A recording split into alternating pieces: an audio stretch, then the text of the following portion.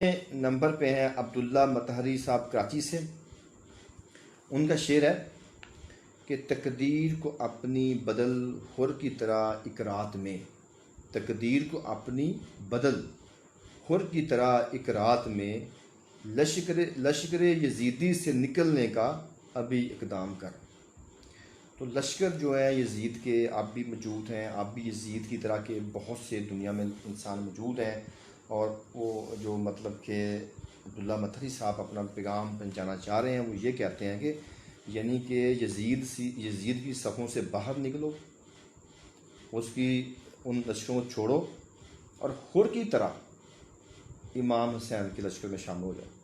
اور جو حر کی ہسٹری ہے وہ بھی ایک بڑی الگ سی ہسٹری ہے کہ وہ پہلے تو یزیدی لشکر کا حصہ تھے اور ان کے زیر کمان 1000 سپاہی تھے.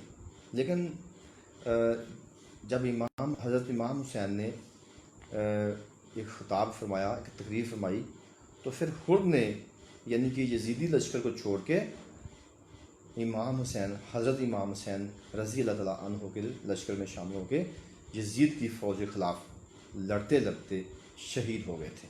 اور ساتھ ان کا بھائی بھی تھا اور ان کا بیٹا بھی ساتھ شامل تھا حر کا.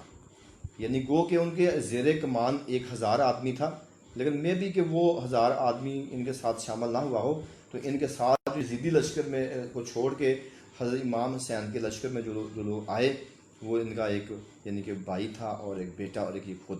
اور انہوں نے حضرت امام حسین کے ساتھ لڑتے لڑتے جام شہادت نوش فرمایا. تو یہی درس دیا ہے عبداللہ مطہری صاحب نے کہ حر بننا پڑے گا ہم کو. آگے 6 نمبر پہ شاہ تبریز مالی کو انڈیا سے ان کا تعلق ہے.